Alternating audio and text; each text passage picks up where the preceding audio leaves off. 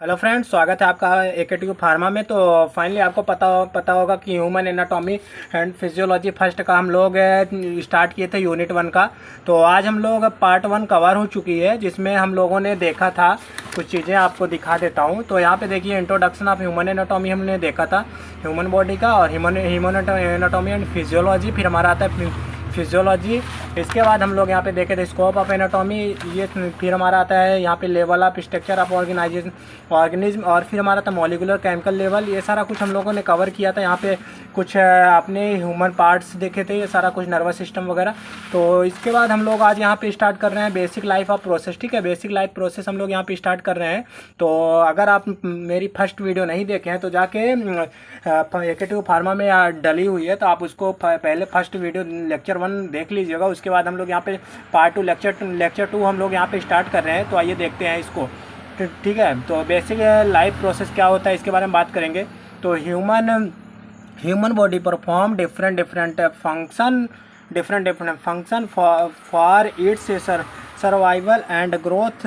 So all the living organism have some specific life process. ठीक है, तो basic life process क्या होता है कि जैसे कि ह्यूमन बॉडी जो हमारी होती है परफॉर्म करती है डिफरेंट फंक्शन, मतलब कि डिफरेंट बहुत अलग अलग फंक्शन होते हैं जो हमारे, उसी पे हमारी जो बॉडी होती है वो सर्वाइव करती है।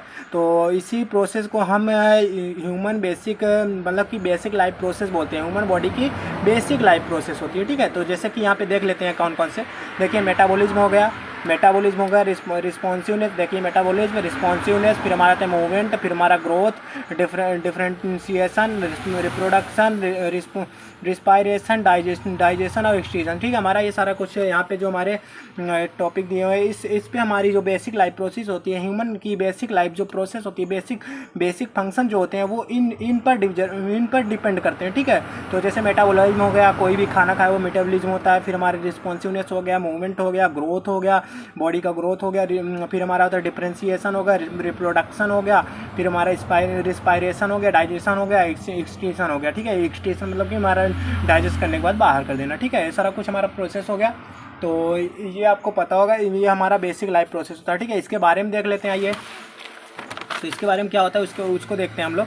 देखिए, मेटाबॉलिज्म में क्या होता है कि metabolism it is the sum of all chemical process that occurs in the body. मतलब कि it is the sum of all chemical process, मतलब कि यहाँ पे सभी ऑल केमिकल प्रोसेस, जो हमारे केमिकल प्रोसेस होते हैं वो हमारे बॉडी पे डिपेंड करते हैं। ठीक है, इट इज़ 2 टाइप्स। हमारे मेटाबॉलिज्म में कितने 2 टाइप्स के होते हैं, कौन कौन से? कैटाबॉलिज्म और एनाबॉलिज्म। ठीक है, कैटाबॉलिज्म और एनाबॉलिज्म। कैटाबॉलिज्म में क्या होता है उसके बारे में बात करते हैं। तो it is the break down of complex chemical substance into the simple compound. हमारा जो कैटाबॉलिज्म होता है, it is the break down, ये हमारा ब्रेक डाउन होता है ऑफ द कॉम्प्लेक्स। ये जो कॉम्प्लेक्स बनता है उस केमिकल सब्सटेंस, हमारा जो होता है केमिकल सब्सटेंस होता है उसमें सिंपल कंपाउंड में हमारा कंप्लीट ब्रेक डाउन होता है। ठीक है, और फिर हमारा एनाबॉलिज्म में क्या होता है, हमारा जरूर आपको स्ट्रक्चर में समझाते हैं। एनाबॉलिज्म में हमारा क्या होता है, it is the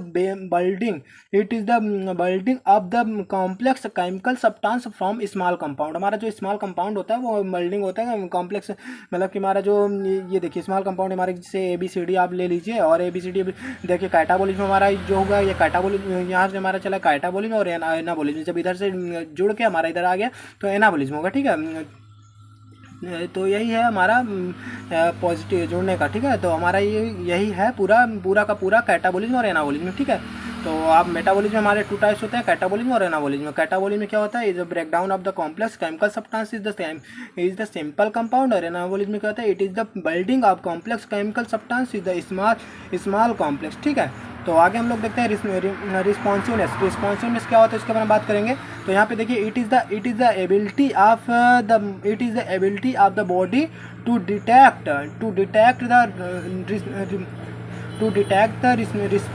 respond to change. ठीक है, it is the ability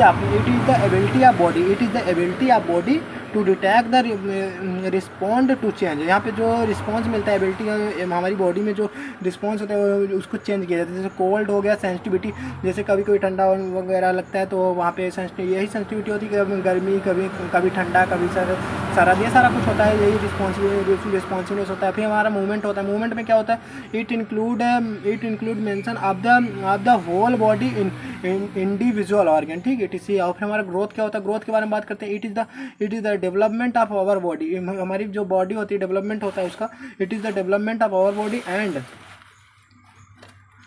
also increase in body size, ठीक है, and also increase in body size. फिर हमारा डिफ्रेंशिएशन क्या होता है, it is the development of cell from an unspecialised to a specialised state, unspecialised और स्पेशलाइज्ड स्टेट, ठीक है, हमारा डेवलपमेंट होता है, ठीक है। यहाँ पे हम लोग देते हैं example, stem of cell generate complex human body, ठीक है, हमारा जो ह्यूमन बॉडी बनती है वही है। और इसमें रिप्रोडक्शन में क्या होता है, it refer to the formulation, it refer to the formation of new cells and also produce new fairing, ठीक है। यहाँ पे हमारा एग्जांपल में जो होता है फैक्टर्स, ठीक है। आगे हम लोग देखते हैं रिस्पायरेशन क्या होता है, it involve the exchange of O2 and CO2 between the cell and the external environment. फिर हमारा डाइजेशन में क्या होता है, it involve the degradation of food and large molecules. हमारा जो इसमें डाइजेशन में हमारा जैसे फूड हो गया और लार्ज मॉलिक्यूल्स होते हैं वो सारा कुछ डाइजेस्ट हो जाता है, ठीक है, पेट में। तो इट इज़ आल्सो दिख नहीं रहा क्या, it is also response for the absorption of nutrients into blood, ठीक है। हमारा एक्सक्रीशन में क्या होता है उसके बारे में बात करते हैं। It is the process of removal of waste product for the body. हमारा जो एक्सक्रीशन होता है वो हमारे पेट से वो वेस्ट मटेरियल जो रिमूव करते हैं, ठीक है, स्टूल के द्वारा। फिर हमारा तो क्या होता है, इसमें एग्जांपल में होता है वेरिनेशन एग्जांपल, ठीक है, वेरिनेशन एग्जांपल में लिख लीजिएगा। फिर हमारा तो ये होमियोस्टेटिस क्या होता है इसके बारे में बात करेंगे। होमियोस्टेटिस आप देख सकते हैं, homeostasis derive from two Greek word, ठीक है। होमियोस्टेटिस जो हमारा होता है दो ग्रीक वर्ड में ड्राइव्ड होता है, जैसे कि होमियोस्टेटिस का क्या होता है, होमियोस्टेटिस, होमियो मतलब देखिए होमियो मतलब होमियो और स्टेटिस, होमियोस्टेटिस का क्या होता है, होमियो मतलब सेम कांस्टेंट और हमारा स्टेटिस मतलब स्टेट होता है, ठीक है, सेम कांस्टेंट और स्टेट, ठीक है, होमियोस्टेटिस सेम कांस्टेंट और स्टेट। तो होमियोस्टेटिस का मतलब यही होता है सेम कांस्टेंट और स्टेट, ठीक है। हमारा क्या होता है, it means staying the same.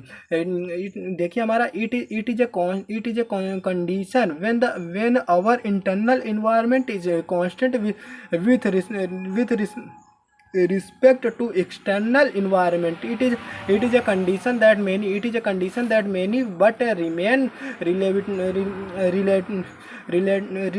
relativity constant, ठीक है। हमारा एग्जांपल में देखिए यहाँ पे हमारा कांस्टेंट होता है, कांस्टेंट में हमारा क्या होता है, इंटरनल इन्वायरमेंट और एक्सटर्नल इन्वायरमेंट। इंटरनल इन्वायरमेंट जो हमारा इंटरनल मतलब अंदर का चीज़ है, ठीक है, हमारा इंटरनल इन्वायरमेंट हो गया, और हमारा ये बाहर से जो है वो हमारे एक्सटर्नल इन्वायरमेंट हो गया, ठीक है। हमारे बॉडी टेम्परेचर जो होती है 37 डिग्री होनी चाहिए, 37 डिग्री सेल्सियस, और आई इंटू ई बराबर आई इंटू ई, ठीक है। आगे हम लोग देखते हैं होमियोस्टेटिक कंट्रोल मेटाबॉलिज्म। होमियोस्टेटिक कंट्रोल मेटाबॉलिज्म क्या होता है, all the body organs candidate with each other to maintain homeostasis. This coordination is mainly controlled by यहाँ पे हमारा तो neuro endocrine system, nervous then endocrine system, neuro endocrine system, ठीक है। It has three complex हमारे receptor को it is a type of sensor which receive detect change stimuli, ठीक है। यहाँ पे हमारा कंट्रोल सेंटर क्या होता है इसके बारे में बात करेंगे। It receive the stimuli from receptors and analyse it's, ठीक। हमारा फिर हमारा इफेक्टर फीडबैक सिस्टम क्या होता है इसके बारे में बात करेंगे। तो if there are any change take place in internal environment, then feedback system is textbook. फिर हमारा into its constant state in homeostasis, ठीक है। हमारा इफेक्टर फीडबैक क्या होता है, सिस्टम क्या होता है, if are any changes take place in internal environment, और feedback of system of take back into the constant state of homeostasis, ठीक। इट इज टू टाइप्स, हमारा दो टाइप्स को होते हैं, पॉजिटिव फीडबैक सिस्टम और निगेटिव फीडबैक सिस्टम। पॉजिटिव में हमारा क्या होता है, इंक्रीज होता है, और निगेटिव में हमारा डिक्रीज होता है। पॉजिटिव का साइन सिंबल ये होता है और निगेटिव का सिंबल ये होता है, ठीक है। पॉजिटिव फीडबैक सिस्टम क्या होता है इसके बारे में बात करेंगे। used to increase when anything is decrease in our internal, ठीक, डिक्रीज इन अवर इंटरनल। आगे हम लोग देखते हैं। फिर हमारा क्या होता है, environment then it is try to back into its normal stimulation by increasing its। फिर हमारा एग्जांपल में during child birth it release the oxygen and increase the condition of the uterus to help in child birth। तो please video को पूरा देखिएगा, क्योंकि आगे हम कुछ ऐसी बातें करने वाले हैं जिससे आपको आपके बी फॉर्म में बहुत ज़्यादा ग्रोथ मिलने वाली है, आगे चल के आपको बहुत काम आने वाला है। तो उसके बारे में बात करेंगे, थोड़ा सा, ज़्यादा तो नहीं क्योंकि वीडियो ज़्यादा लॉन्ग हो जाएगी, तो इसलिए थोड़ा सा बात करेंगे। और एक मेरी डिटेल में वीडियो आएगी बहुत जल्द, क्योंकि बी फॉर्म के बारे में सारा कुछ आपको अच्छे तरीके से समझाएंगे, तो उसको भी आप देखिएगा। और अगर चैनल पर नया है तो चैनल को सब्सक्राइब कर लीजिए, जिससे आने वाली हर एक वीडियो आप तक पहुँच सके, ठीक है। आइए देखते हैं।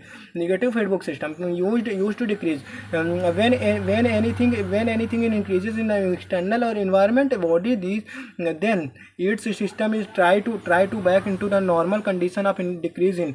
फिर हमारा एग्जांपल में होगा फीवर हमारा फीवर टेम्परेचर हो गया, फीवर का टेम्परेचर हो गया, स्किन हार्ट होम्योस्टेसिस और टेम्परेचर। फिर हमारा रेगुलेशन सेंटर हमारा, फिर स्वीट ग्लैंड, फिर हमारा यहाँ पे सीटिंग हो गया, सीटिंग का टेम्परेचर इंक्रीज होता है, टेम्परेचर। फिर हमारा यही होता है कि मतलब कि पूरा फीवर से चलता है यहाँ पे, फिर टेम्परेचर होता है इंक्रीज से डिक्रीज हो जाता है, यही सारा कुछ प्रोसेस होता है आपका होम्योस्टेटिस, ठीक है।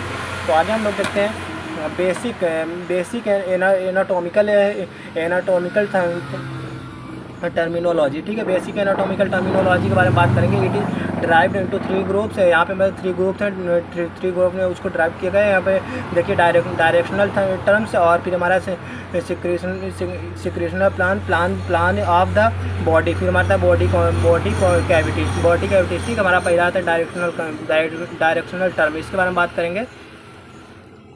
तो सुपीरियर में आता है अपर एंड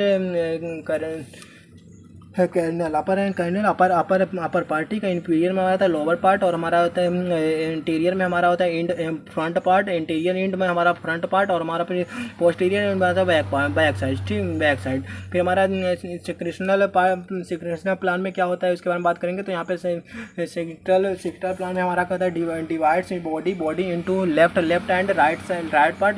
फिर हमारे ट्रांसिव प्लान में क्या होता है, it is horizontal axis plan is the growth and positive throat of body into the 90 angle of divided into the 2 part, ठीक। आगे हम लोग देखते हैं थोड़ा सा। तो यहाँ पे हमारा था कोरेंसोल प्लान में divide body is the interior and posterior part. Body cavity क्या होते हैं, 3 होते हैं, थोरेंसिक कैविटी और डॉक्स्टल कैविटी और एब्डोमिनल एंड पेल्विक कैविटी, ठीक है।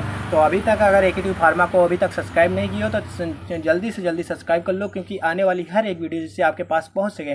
तो बताते हैं कि यहाँ पे जैसे कि देखिए, आप अभी एडमिशन लिए होंगे जो है फार्मा फर्स्ट सेमेस्टर में, आप अभी क्लास स्टार्ट हो चुकी होगी आपके कॉलेज की। तो आप क्लास में थोड़ा सा अच्छे से ध्यान से पढ़िए, क्योंकि अभी हमारे जो सब्जेक्ट हैं आप स्टार्ट किए हो बी फॉर्म, तो आपको इतना तो नॉलेज नहीं है इसके बारे में। मैं बताता हूँ आपको, थोड़ा सा क्या है ना कि अपने सब्जेक्ट पे फोकस करना है, और इसमें कुछ चीज़ें अच्छे से पढ़नी है, सारा कुछ आपको अच्छे से पढ़ना है। और इसमें हम मोस्ट इंपॉर्टेंट क्वेश्चन, आपको पेपर सॉल्व क्वेश्चन, वो सारा कुछ आपको यहाँ पे कराएंगे। आपको क्वेश्चन पेपर किस तरीके से आते हैं, मॉडल उसके किस तरीके से होते हैं, वो सारा कुछ मैं आपको अपने कुछ प्रीवियस पेपर दिखा दूँगा आपको। तो आपको समझ में आ जाएगा किस तरीके से क्वेश्चन बनते हैं और कितने नंबर के क्वेश्चन होते हैं। पूरे 75 मार्क नंबर के होते हैं, आपको पूरे क्वेश्चन होंगे तो आपको दिखाएंगे हम। जैसे कि 10 क्वेश्चन आते हैं 2 नंबर में, और फिर हमारा आता है 2 नंबर में हमारे 10 क्वेश्चन होते हैं, और हमारा फिर यहाँ पे आता है 10 नंबर में 10। देखिए यहाँ पे हमारा 10 नंबर में आता है 2 क्वेश्चन करने को, ठीक है। 3 क्वेश्चन रहते हैं, 2 क्वेश्चन आपको करना होता है या पूरे करने होते हैं, ये इसमें 2 करने होते हैं। और फिर हमारा 7 नंबर में आता है हमारा 7 क्वेश्चन रहता है, इसमें से आपको 5 करने होते हैं, ठीक है। तो ये आपके पूरे क्वेश्चन होते हैं, आपको किस तरीके से क्वेश्चन होते हैं वो सारा कुछ आपको दिखा देंगे, और सारे क्वेश्चन आपको प्रोवाइड कराएंगे इसी चैनल पे। तो चैनल को फटाफट से सब्सक्राइब कर लीजिए। मिलते हैं नेक्स्ट वीडियो में। Thank you.